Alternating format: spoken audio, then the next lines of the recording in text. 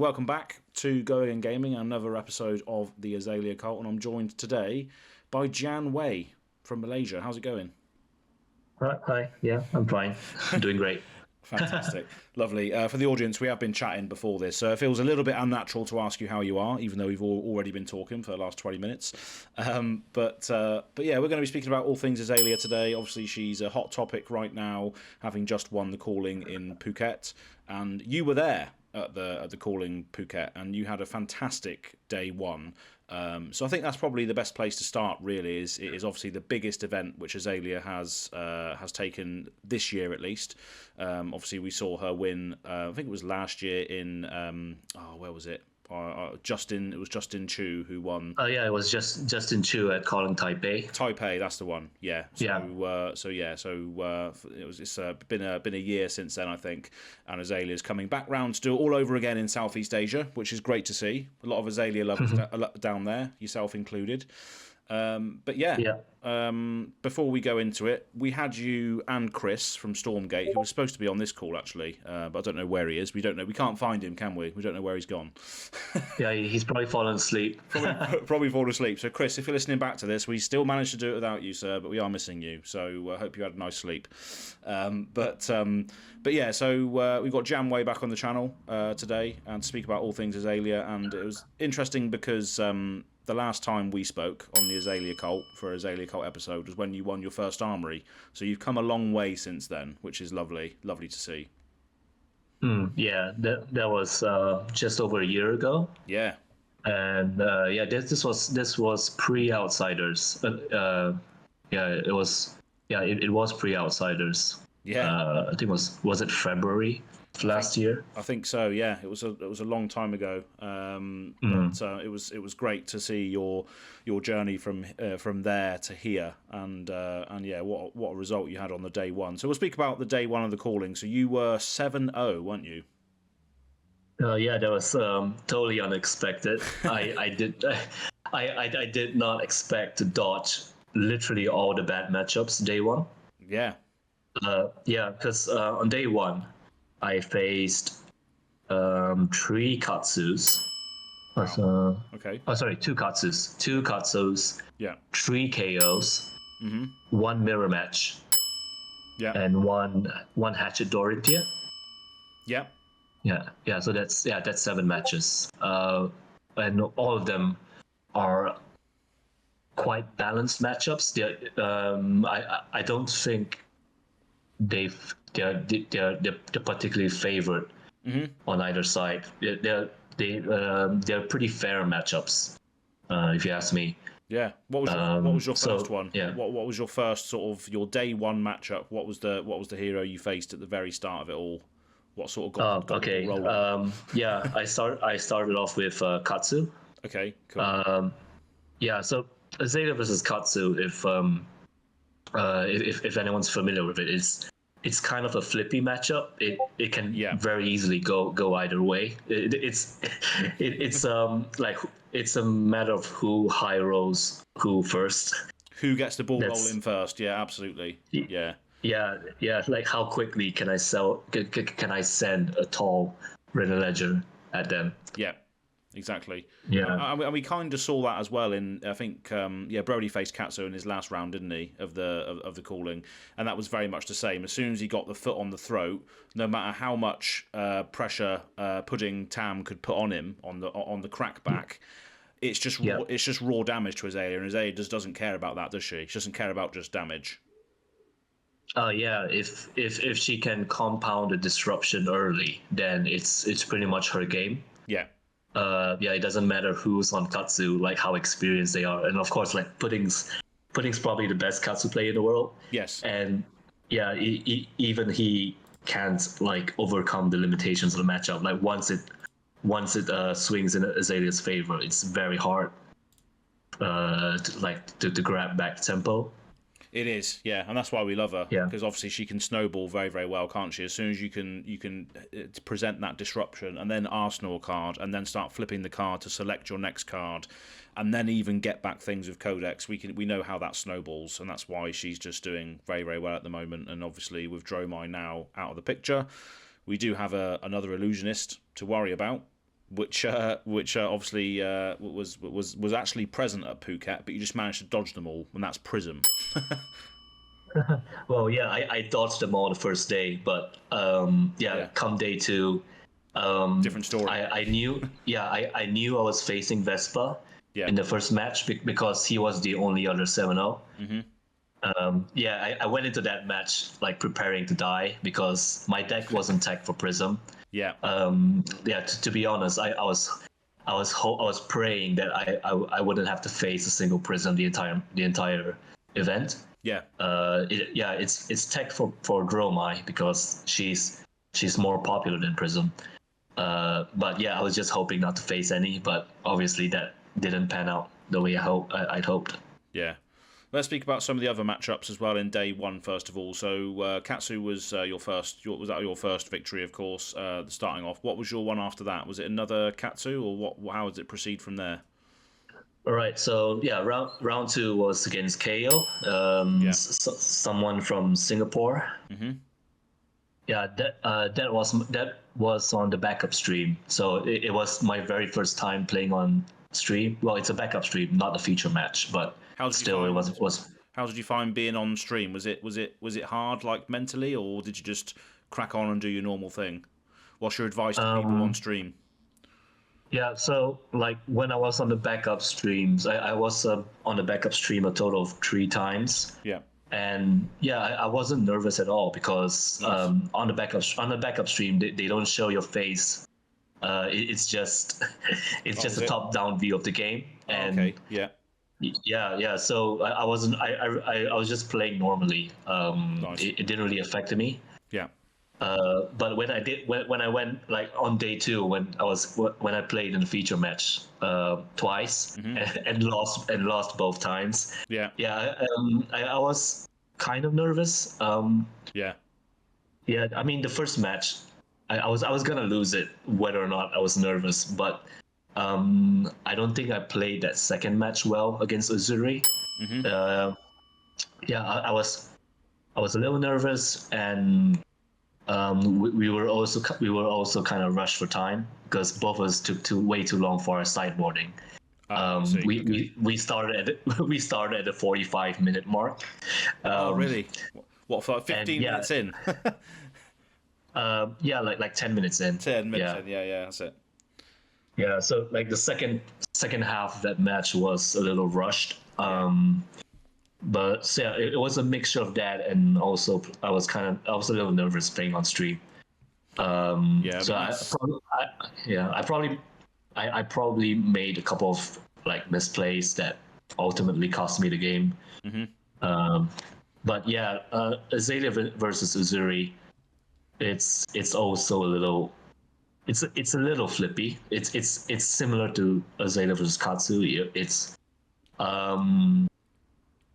It can get to the point where whoever high rolls the other one first. Yeah, because Azuri is quite interactive in herself, isn't she? Because Azalea doesn't really want to block.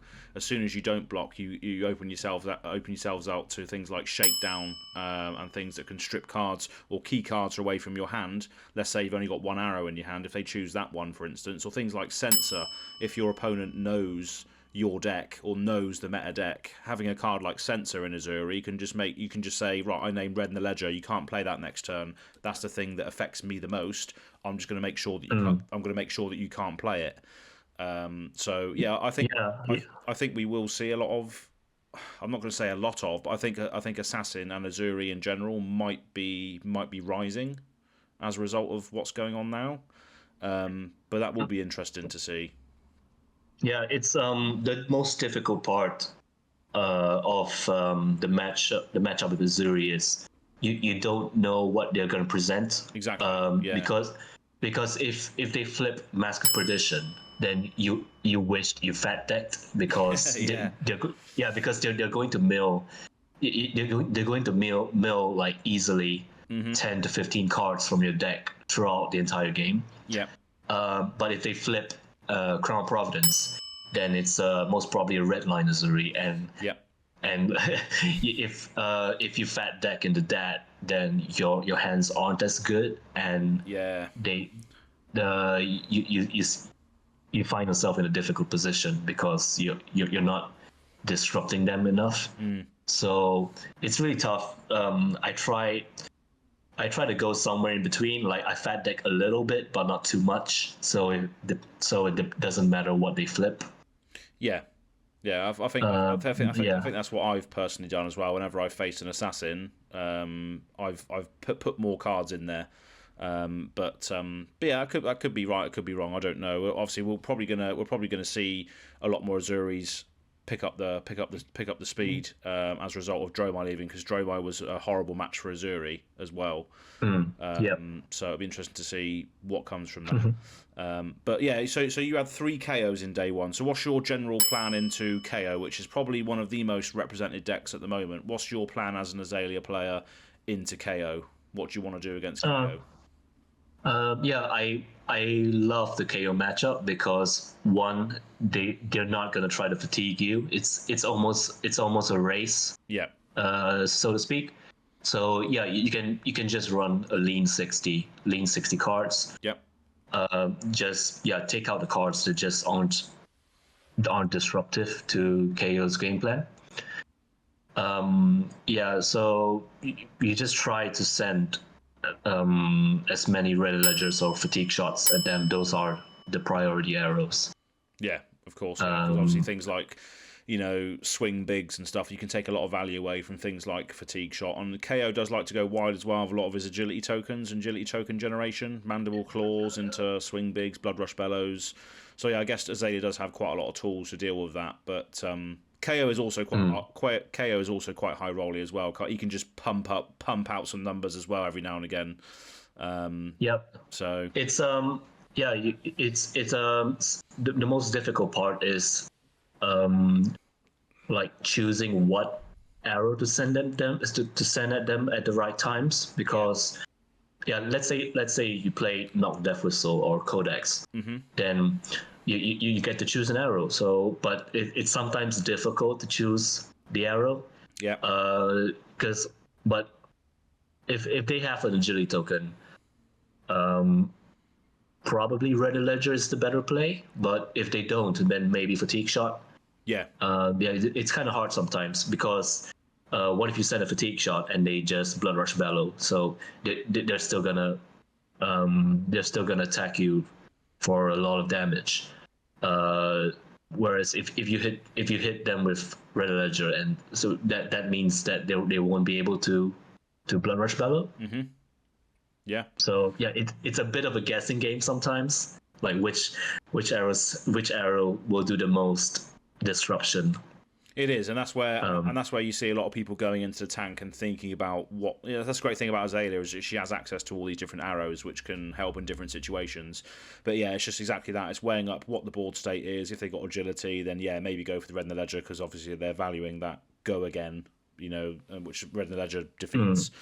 And of course, scouting flashback exists, so you have to play around that.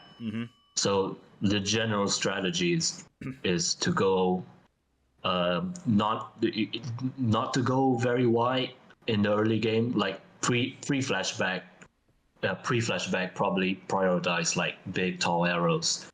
Because KO generally doesn't want to block.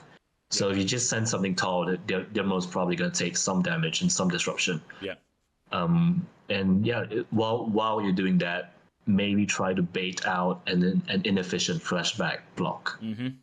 A lot of fridges going about in this meta as well. You obviously got KO, you got some warriors as well now, Dorinthia and Kasai, both and Guardians. And Guardians, yeah, exactly. So a lot of fridges going about at the moment. So maybe we can see a lot of fridge-based fatigue matchups coming in to maybe counter the Rangers, because obviously we can only attack so many times with arrows. It'll be interesting to see what comes about that. So yeah, KO, obviously, thanks for the explanation on how to navigate that. You also had two. What else did you have? What other ones did you have on day one? 2 Katsus, 3 KOs, 1 mirror match, and 1 Hatchet Dorinthia. All right, let's talk about the mirror then. What's that? Is that just who can get red in the ledger first? Is it as simple as that, or is there a bit of nuance? Oh yeah, it is as simple as that. Yeah. It's who can red the ledger the other one first. Yeah. Because neither of us can block out very well. No. So yeah, if you can get a red ledger, get a riddle. Like who can riddle who first? That sounds about right. Yeah. So in that mirror match, it was absolutely hilarious because the first 4 to 5 turns we're just sending riddle back and forth. Was it? Yeah. Yeah. It was like, oh no, it was literally like, no you. Because wow. we were playing like we were playing Red Ledger and then codexing it and then codexing it again and then codexing it again. So we're just trading frailty tokens and Red Ledgers. That's funny. It's just absolutely hilarious. So you just send the arrows flying and see who disrupts the first. See who disrupts the other one first. Yeah, very much so. But I can see on your list here. I'm not sure. It might be flashed up post production. We'll see what I do with it. But Perch Grapplers is in your Phuket list. Did you put Perch Grapplers into any of these day one matchups, or were you just running with snappies?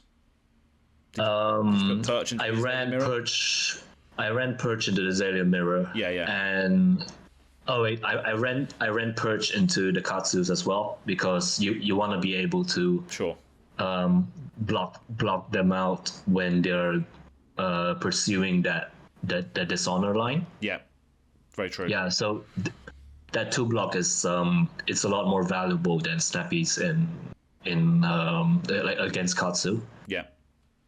Cool. And then also there's the Azalea mirror. Yeah. The Azalea mirror, yeah, exactly. So that's obviously that's still. I think does that stay in the list for the Proquest? Yeah, it does. I've just checked. So that's cool, nice. And then finally we had what was your other matchups? 1 Dorinthia hatchets. One hatchet Dorinthia. I brought snappies into that one. Yep. Because it gets a little fatiguey because they just want to block you out and just pursue like high value plays with their hatchets. They don't need that many cards unless they try to swing 3 times. Yeah.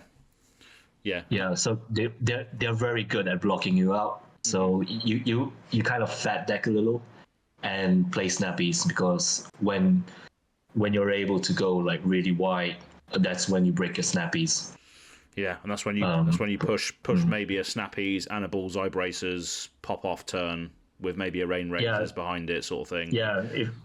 Probably like a 3 or 4 arrow wide turn with rain razors. That's usually when you break snappies in the warrior and guardian matchups in general. Yeah, because I find it quite hard sometimes because of their fridges in order to try and leak damage. So they do have a lot of blocking potential, and maybe even more blocking potential with Olympia's new card, which he just got, which is very interesting.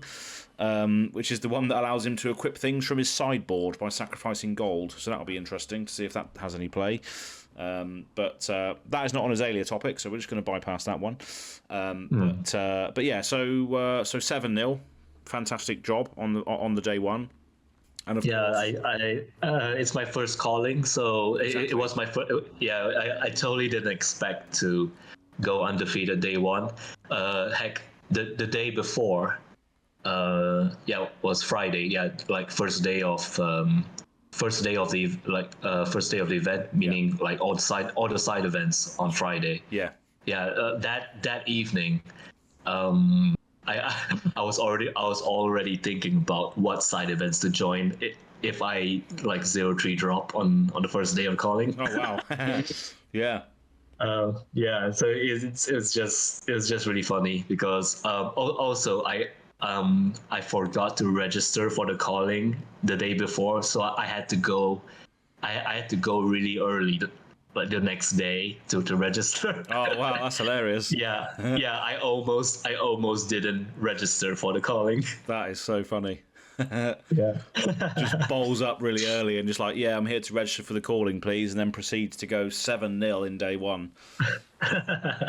Amazing. Yeah. Brilliant. But yeah, day two, it just everything went wrong. Day two. Yeah. So what happened there? What did you face there? Obviously, you told us a little bit about going on to stream against Azuri and Prism, but what else did you face? All right. So the round 8 and 9 were the ones that were played on stream. Okay. Yeah.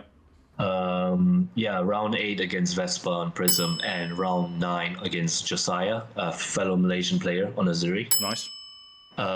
So obviously I lost both of those matches. But after round 9, I went on to face very fatiguey Victor. Oh, right. Okay. And yeah, so I just got ran off threats. So that matchup doesn't favor Azalea very well.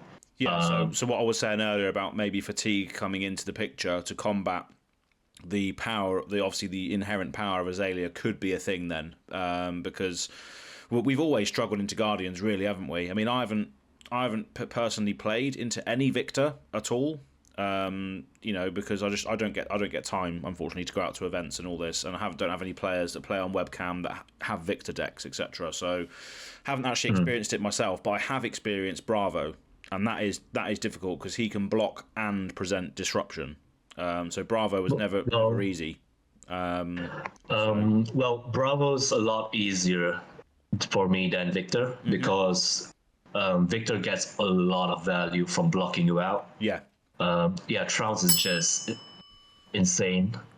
Yeah. Being able to block tree, get a vigor and might, a gold, and draw a card.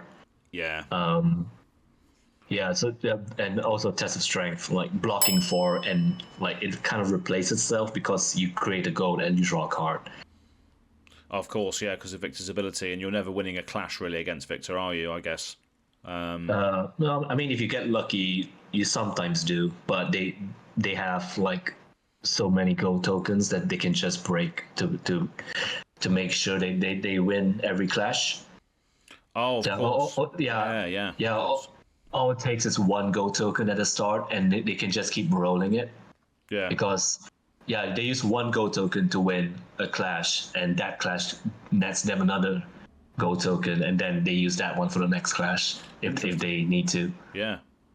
Oh, wow, yeah. So, I mean, I've never really delved into Victor's play patterns or anything, but hearing what you've got to say about it and the sort of value of blocking in this particular hero definitely makes a lot of sense.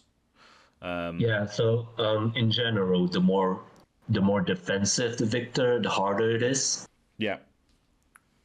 But the more aggro the Victor, it's easier because they tend to take more damage to the face so that they can, send a zealous belting into maybe a hammer or some other low cost attack like choke slam. Yeah, and that's pretty. Yeah, so they can do that. Yeah, that sort of stuff is pretty detrimental to us as well because we can't gain any power if that hits, can't we? So I haven't faced any Victors myself, but I can't imagine it's a very, very fun situation to be in. But yeah, it seems to be quite a popular deck as well going forward. Is Victor? So that was round 10. Yeah. And the final round 11, I just finished off with a Dromai, and okay. He managed to get quite a number of dragons out, like a very terrifying board state. Mm-hmm. Like I think he raked the embers like twice. So yeah, that's tough. Yeah. Azalea versus Dromai, once they play the second Rake the Embers, it's pretty much over for you because they just get free value from the Ash Wings, and it's just a matter of time before they chip you down to nothing. Yeah. So thank goodness that matchup is now gone for good. And now we have to deal with Prism, and obviously we've touched on Prism already because obviously you lost to Prism the other 7-0, which was Vespa. What do you think? And we're preempting this a little bit because I can see that you've changed your list for the Proquest, which we're going to talk about in a moment as well. But Prism, what do you think is the strategy for Prism then? Because obviously that's another illusionist. Despite the fact Enigma's coming out soon, we don't know really what her power level is. But what's the sort of goal for Prism, do you think, at the moment? Well, yeah, I guess the general strategy to Prism is you kind of have to race them because the longer the game goes, the worse it is for you. Yeah. Because you just you give them more time to set up a board state and or draw into their Arc-like Sentinel. Yes. Right. So for Prism, I think it's best to include 1 or 2 Murkmire Grapnels in the list going forward. Yeah. Yeah. For a 0 cost arrow, that's a common. It's surprisingly really powerful against Prism because Murkmire Grapnel says damage from Murkmire Grapnel cannot be prevented. Yep. So the way it works is if you send Murkmire Grapnel at them, and if they don't block it out fully, any remaining damage is gonna pop anything that has ward on it, so angels and spectral shields, and that damage still goes through to Prism. Oh, really? So it destroys their whole board state, basically. Yeah, all at once. They could have 5 angels on the board, and if they allow 1 damage from Murkmire Grapnel to leak, all 5 angels will die at the same time, and all spectral shields as well, and that 1 damage will still hit Prism. Oh wow, okay. Oh, that's definitely confirmed, is it, that ruling? Yeah, it works the same way as Vincett's unpreventable rune chant. Ah, okay. So yeah, I play Vincent in Blitz, so it works the same way. It's the reason why Vincent versus Prism, new Prism in Blitz, it's kind of an auto win for Vincent, because all Vincent has to do is play a shadow non-attack action, pay 1 life, and it makes the first rune chant unpreventable. Ah, right, okay. And because it's unpreventable, anything that has ward on it, it still checks. It still checks for the damage, and they get anything that has ward on it gets destroyed because you're being dealt damage. But despite the fact that the damage is unpreventable, it still gets destroyed, and that damage just goes through all the way to face. I see, yeah. So Ward says if your hero will be dealt damage, destroy this to prevent 4 of that damage. But basically what Murkmire is saying is it changes Ward into if your hero will be dealt damage, destroy this. That's what it says. So that definitely checks out, yeah, 100%. So yeah, I never read Murkmire like that, to be honest. So that is interesting. So yeah, it's really interesting. Like the way it works is when your hero would be dealt damage, and anything that has ward on it checks that, oh, all right, your hero is being dealt damage. All right, so I'm gonna destroy. Yeah. I'm gonna destroy anything that has ward on it. But because that damage is unpreventable, that damage doesn't get prevented, and it just keeps penetrating it just keeps penetrating forward to your opponent, to the opposing hero. Yeah, it's pretty sick. Pretty good piece of tech that we can use against Prism. And I can see, obviously, moving into the Proquest, which was another thing that you managed to take home recently. Your first Proquest win, is it? Oh yeah. Awesome. Yeah, my very first. It's my very first rated. My very first rated event win on Azalea. So it's it's my first time giving Azalea LL points. Yeah. So that's another achievement off the bucket list. Yeah, absolutely. Yeah. So when Azalea LLs, you'll be part of the Roll of Honor for getting Yeah, good stuff. Amazing. yeah, I'm really happy about that because yeah, she's my first hero and Yeah. the hero I main in CC. So it's finally I'm just really glad to get that off the list. Yeah, no, that's a great achievement, and yeah, it's going to be interesting to see what you can get going forward as well. Because obviously you put a lot of time into the deck. Obviously, last time we had you on the Azalea Cult, you'd won the first armory. Now you've won your first Proquest with the deck, and 7-0'd the calling as well. So obviously a lot of learning has been done. But you know, between now and your obviously last appearance on the Azalea Cult, have you just been playing Azalea the whole time, CC, or have you tried anything else? Yes, I've been maining. I've been maining only Azalea and CC, but I've tried. I've built and tried some other CC decks. Cool. Yeah. Yeah, I've been playing Dash IO Yep. and Kasai in CC. Nice. Yeah, so some armories I just whenever I don't feel like playing Azalea, I just play Dash IO or Kasai. Yeah, absolutely. It's nice to have a little backup deck because you need a break every now and again. It's nice to experience other heroes because you get to learn their lines and where their value comes from as well, right? So, Yeah, it kind of informs how I play Azalea sometimes. Yeah. Yeah, that information is really valuable. Yeah. Oh yeah. Also, one thing I want to shout out about my Phuket list is Yep. boulder traps. Yep. Yeah, boulder traps are insanely good value in the current meta. Because yeah, right now the matchups where boulder traps are relevant are the same matchups where your opponent has the fridge. Yes. So brutes, warriors, guardians. So brutes with their might tokens, guardians with their hammer swings, and well, obviously warriors with their weapon swings. All of them go above base. Yeah, that's right. So boulder traps almost always triggers, and they can't stop it. They cannot stop it from triggering. Yeah.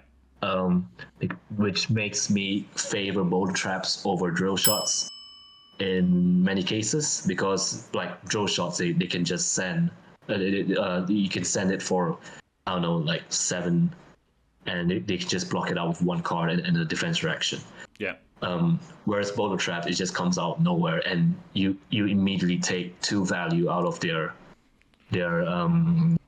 temper or battle worn equipment like right away.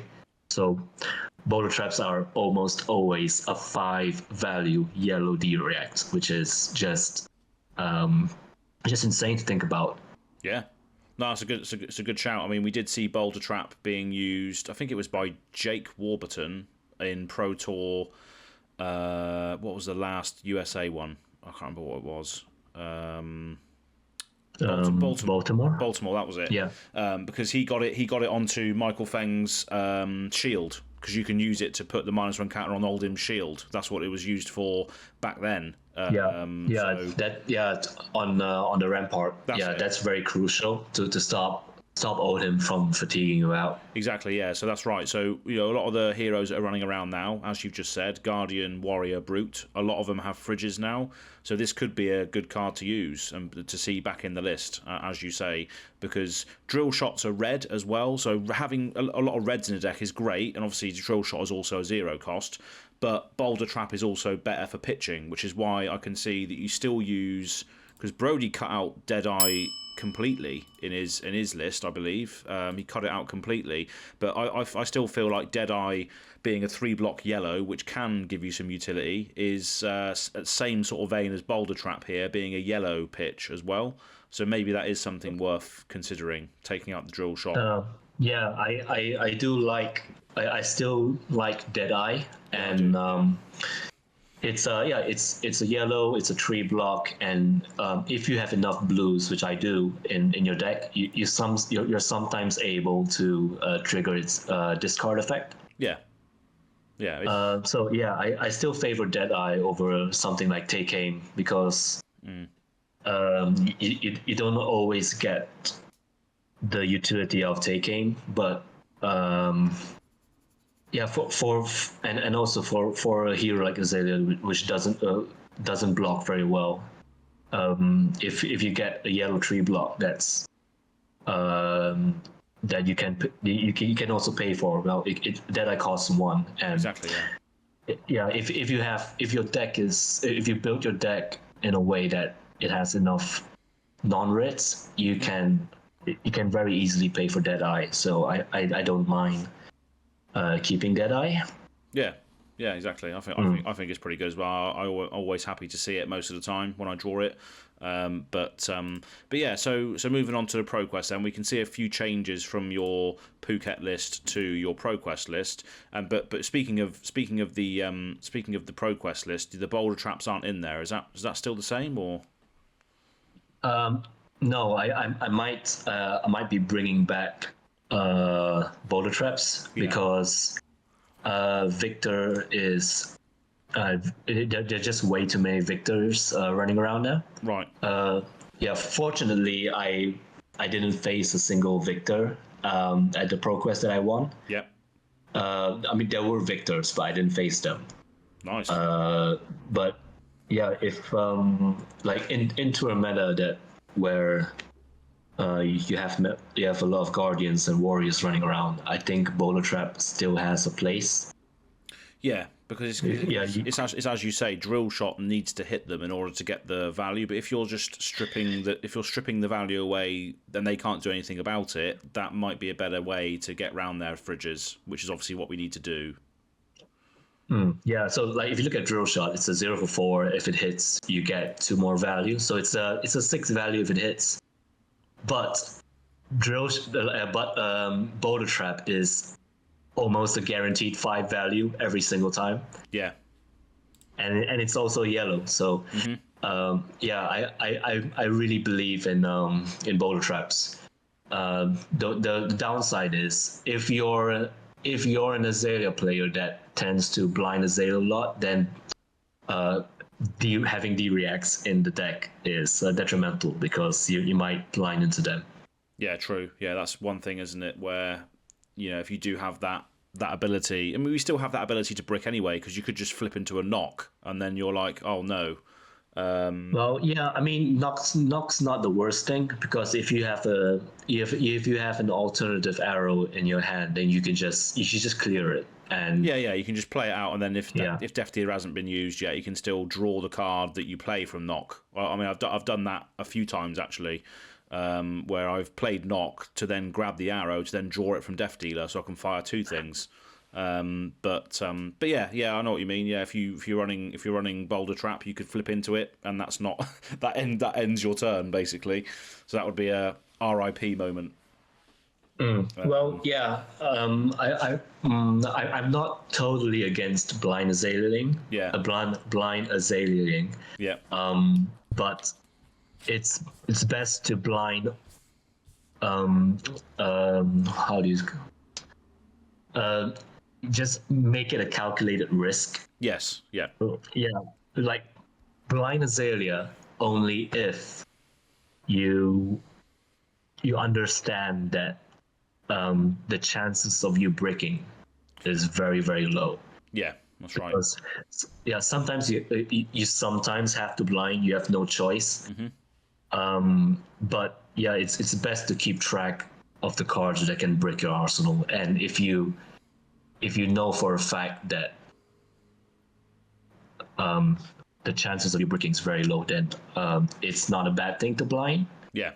So like for example, if you have 3D reacts in the deck, and if you've played one and you pitched one, then there's only just one card that can break your arsenal. Exactly. Yeah. So yeah, so you have to be very, very unlucky to break your arsenal then. So those are times where it's kind of safe to blind, because you're more likely to not break than brick. Yeah. Exactly, and that's when it gets into high level play, is when you're trying to remember everything that you've played already. You're checking your graveyard, you're remembering when you played your last Boulder Trap, and when it might be coming if you do want to consider blind Azaleaing. That is getting to high level stuff like pitch stack and all that as well. So if you're just like a budding Azalea player, casual player, it's good to know what you've played and what you've done so far. If you can remember it, as you've just mentioned, just remember what you've done so you can calculate the risk when you need to take it, basically. Yeah, it's a lot of Azalea players don't keep track of their threats in their deck and also the graveyard. But it's really important when you have cards. When you have cards like Knock Death Whistle that fetches cards that fetches arrows from your deck, and Codex of Frailty that fetches arrows from your graveyard. So it's always best to keep a running tally of what you've played and what you haven't. Yeah, and it helps, doesn't it? Because if you sometimes you want to block with an arrow so you can access it through Codex. Sometimes you want to fill your graveyard with things. You might want to block with a Red in the Ledger instead, so you've got it in there later, etc.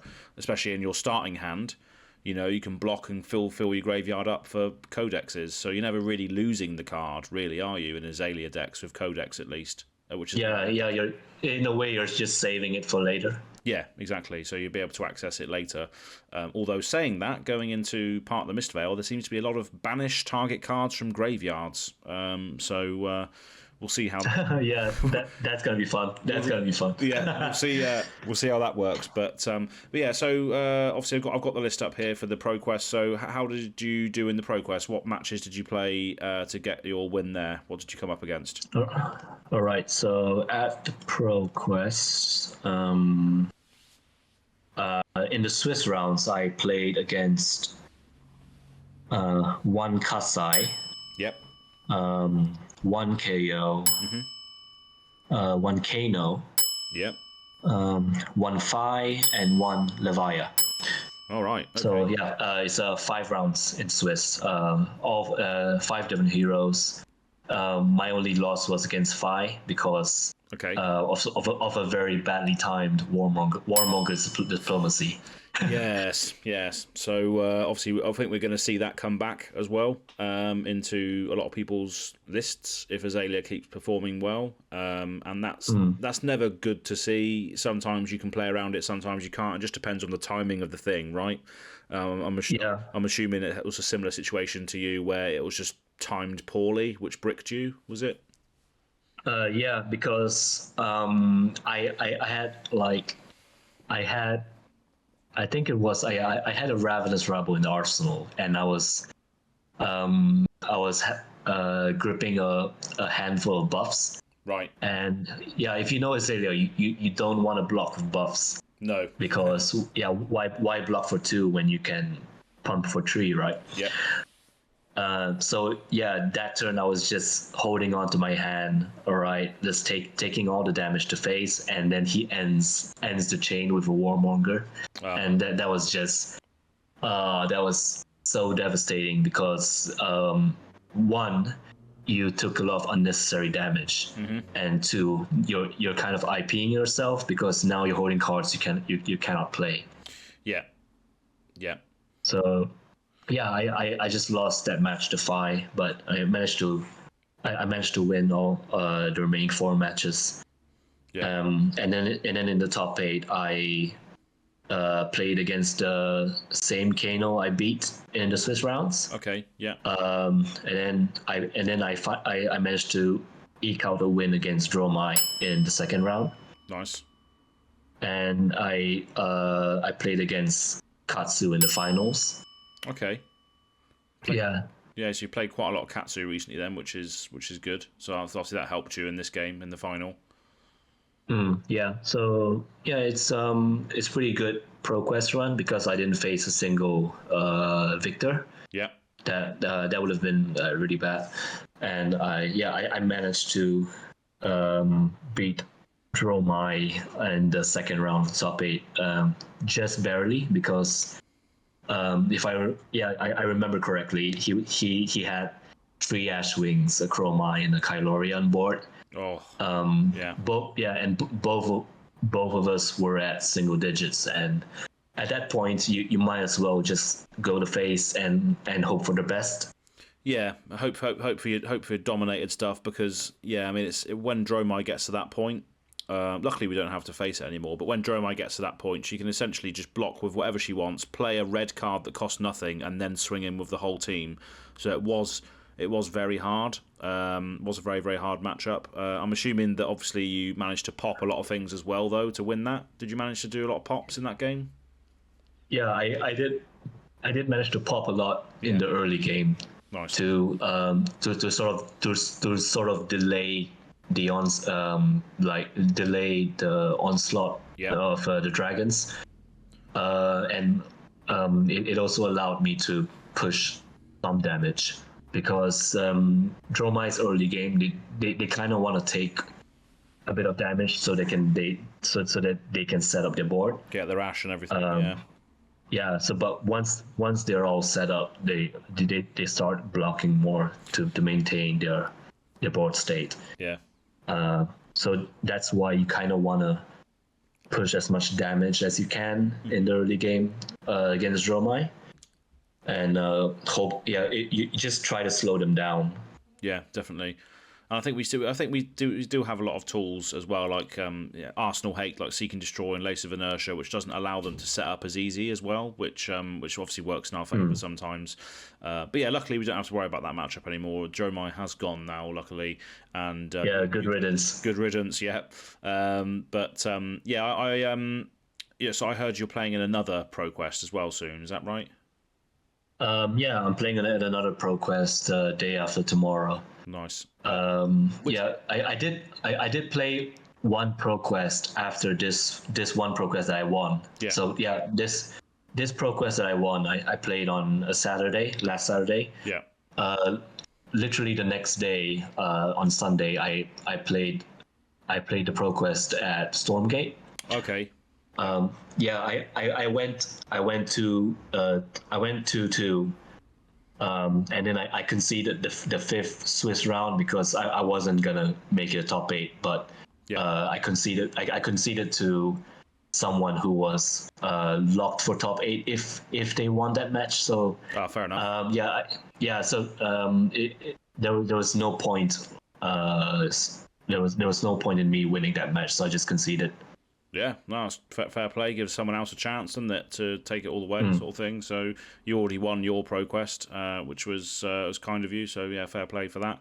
So Stormgate Games. Obviously, Chris is not here with us today. So in that Proquest, I got fatigued by a victor, that victor ultimately went on to win the Proquest. I see. Right. Yeah. Yeah, so he had all the D-Reacts and sigils, so... Oh, yeah, nasty. Yeah, the funny thing is, I managed to beat another victor in that same Proquest, but he was more aggro. Oh, okay, right, yeah. Yeah. So I first round I beat Kano. Second round I beat aggro Victor, and then round 3 I got fatigued by Fatigue Victor. Fatigue Victor, yeah. So, yeah, and then round 4 I lost the game to Kasai because he was just a really good Kasai player. Yeah. Kasai's pretty good. She has a lot of block, especially, she can block really, really well and still present 2 sword attacks, which then replenish the dynamos, so that's one of those really consistent decks, which with dynamos just makes it even better, even more consistent across the board. Yeah, and it's those 2 matches, the one against Fatigue Victor and Kasai, it kind of prompted me to bring back Boulder Traps for this next Proquest that I'm playing day after tomorrow. Yeah, I think you might be right. It might be a good card to include. So just definitely consider that for everybody who's watching, listening to this back. Definitely consider that card. Spoke about it a lot today, so definitely one to include. But going back to the Proquest win that you had, obviously there was a few other heroes in there which we haven't really spoke about. So you won against a Levia, is that right? the fifth Swiss round in the Proquest I won. Yeah. Yeah. How does that matchup go? How does that feel going into Levi? Were they running the Husk? Did they have that on field? What did they have? What did you playing against? Yeah. Of course, they have the Husk. Well, yeah. In many ways, the Levi match is somewhat similar to the KO match. Yep. In the sense that they're not incentivized to fatigue you. So you can still run a lean 60. Yeah. And yeah, you kind of in a way you kind of play it almost the same way as you play against KO. Yeah. Yeah, you kind of play the same way against KO. Try to bait out an inefficient flashback block. Find the right windows to dominate and get rid of their Karen Husk as early as possible. Yeah. Stuff like that. Nice, awesome. And then the other matchup that we didn't touch on was Kano. Yeah, it's the Kano match. You kind of have to try to rush them down before they find the window to combo off. Yep. Yeah. So I can see you were running Spellfray as well. So you did have a piece of Spell Void in your Proquest list. So did you yeah, that as well? Because I got inspiration from Borod's list because he ran Spellfray Cloak as well. Yeah. And in a way, it makes sense. The match against Kano usually doesn't go for more than 3 or 4 turns. Yeah. Because pretty much the wider you can go in the early game, the better, because you're just chipping them down bit by bit. Of course, whether or not you're going wide or going tall is best to keep some amount of resources in your hand in case they want to combo off. Because you have AB2 and Spell Void 1, you're able to prevent 3 damage from their Aether Wildfire if they choose combo off, and that really pays off. Yeah, it pays off quite a lot. In a way, if they're gonna send 3 spells at you, Spellfray Cloak technically blocks 3 because you're blocking 1 from the Aether Wildfire. And that carries forward to the next spell, so you're preventing 1 more on the next spell and 1 more on the Blazing Aether. Yeah, exactly. So yes, Spellfray Cloak, really good addition. Because like I said, the Kano match doesn't go longer than 3 or 4 turns. So you're not gonna get more than 1 resource value off Tunic anyway. Exactly. So you might as well have that Spell Void, which is a free 1 damage prevention. Yeah, it makes their math, their Kano math, harder, doesn't it? That 1 Spell Void can make it so much harder for them to find what they need. When they're getting pressured by your onslaught, basically. Yeah. So all my Kano matches so far, since I started running the Spellfray Cloak, they all ended the same way. I just keep pressuring them while keeping enough resources in my hand, and you're able to do that with Azalea because most of cards are 0 or 1 cost. So you want to avoid being too greedy with your damage, because you don't want to risk not having enough resources to block them out if they choose to combo off that turn. Yeah. So yeah, if given a choice to go for an extra 3 damage or keep 2 or 3 resources in hand, it's always best to keep the resources. Yeah, exactly, and that's one of the main takeaways from the matchup is, especially with Azalea anyway, you're drawing an extra card anyway because of Death Dealer. So just keep that card back, especially if it's a yellow, because it can obviously fuel your Arcane Barrier, and Spell Void just pays for itself. If they do decide to combo off, you've at least prevented 3, as you've said. So yeah, that's definitely definitely. It's especially important to use your Death Dealer in Kano match in the Kano match because you're able to draw more resources to help prevent damage. Exactly. And obviously Skullbone Crossstrap allows you to influence your Death Dealer draw. Because if you Skullbone into a red and then I need more resources for this turn, so you can sink the red and hope you draw a yellow or a blue. Yep, exactly. So good stuff. But yeah, I think that's pretty much all your events that you've played recently. Obviously, all this Azalea hype is going on, but you're taking her to another one. Whereabouts is that? Where's that one then? The Proquest Day After Tomorrow. Yeah.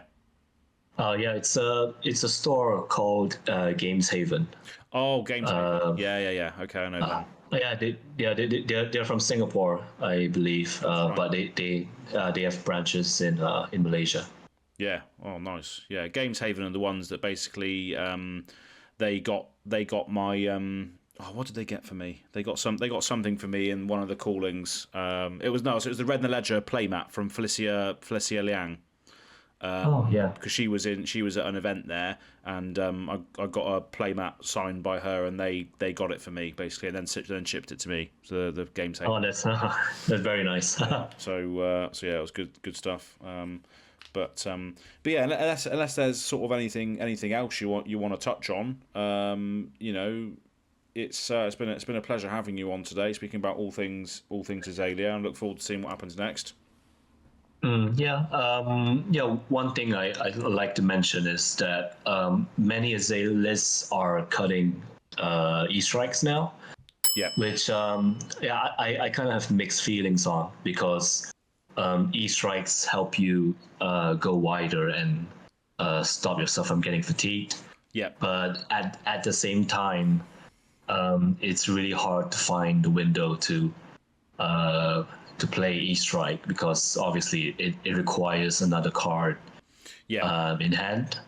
So usually the best play with E-strike is if you can attack once with go again and then E-strike draw. That's usually the best value out of E-strike.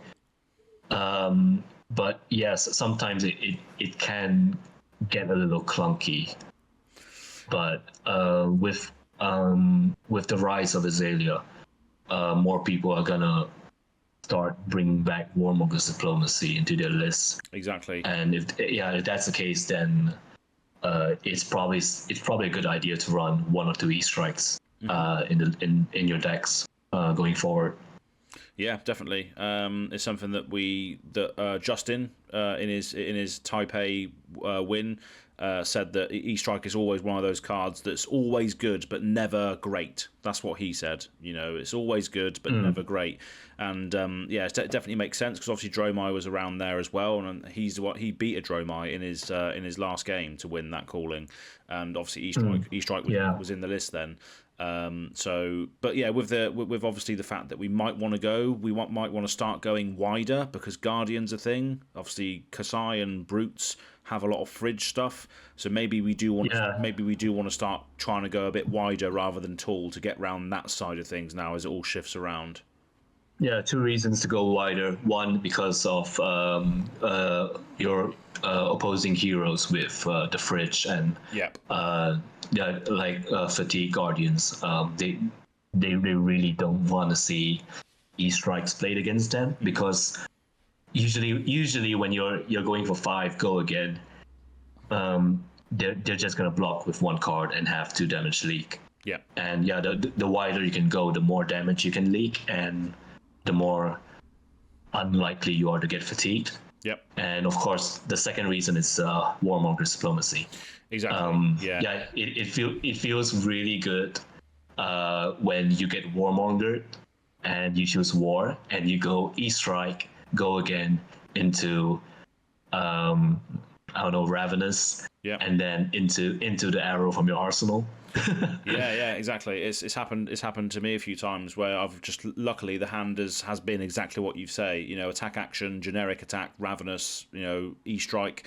Sometimes I've even E-strike, draw a card, snap E's to then be able to go again on that side, draw another card, and then activate Death Dealer, and then do another thing. Sometimes you don't need to do that, but I've always liked having snap E's for E-strikes as well, because it sort of functions as like a snatch almost. So that's I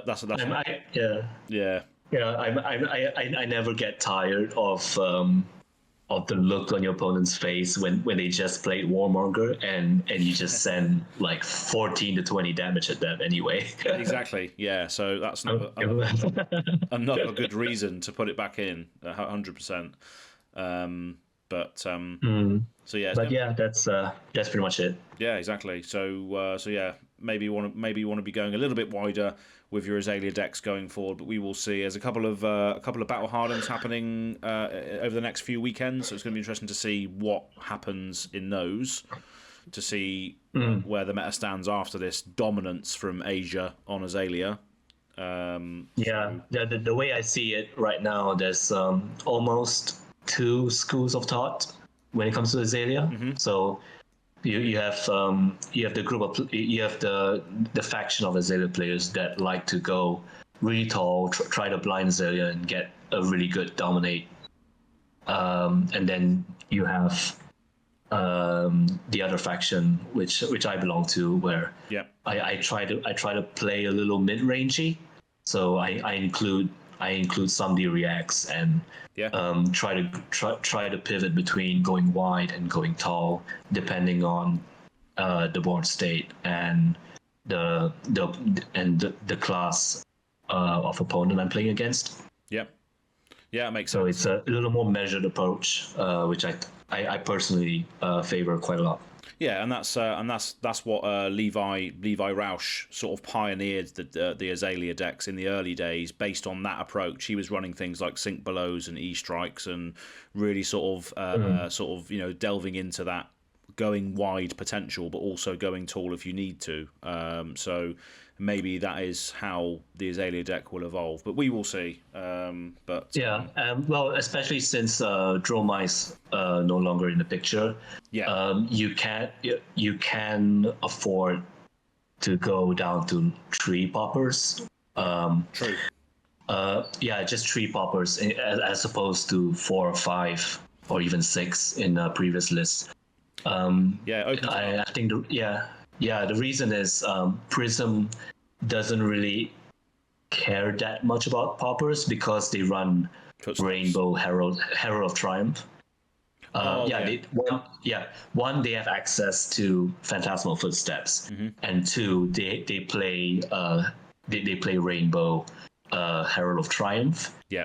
And of course they also have the option to flash in what is it, Figment of Triumph to stop off of Halo, off of Halo to stop your poppers. So poppers aren't as threatening to Prism as they are to Dromai, in my opinion. So so the Azalea strategy going forward should be include 2 or 3 Murkmai Grapnels and hope you are able to get them to hit, because you can either send it very tall undominated or just for 7 or 11 dominated. That's usually good enough. That's usually good enough for you to ignore the Herald hits the previous turn, because if you know you're gonna send Murkmai Grapnel the next turn, then it doesn't matter how many Heralds they get to hit, because suddenly their wards don't matter anymore. Yeah, exactly.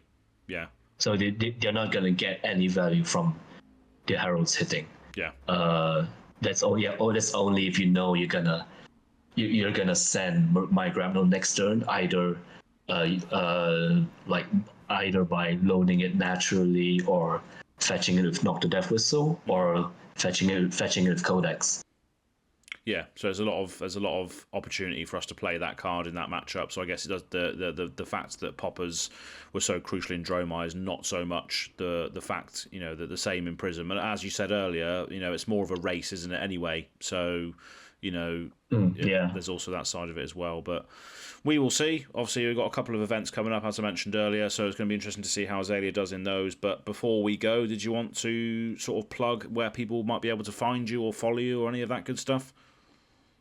Right, yeah. So I'm at Bakuretsu on Twitter. Cool. It'll be flashed up. It'll be flashed up on the screen right now, where people can go and follow you, etc. So. Right, yeah. That's the social media account I'm most active at. Fantastic. Good stuff. Yeah. And you are going to see this chap on a YouTube video when we go to Osaka, because there's going to be a YouTube video where, well, I'm not sure what it's going to be titled yet, but maybe like a couple of Azalea players cycle 100 kilometers from Osaka to Kyoto in one day, or some some clickable YouTube video like that. I'm not sure whether you watch any abroad in Japan, but I'm going to try and do something like that.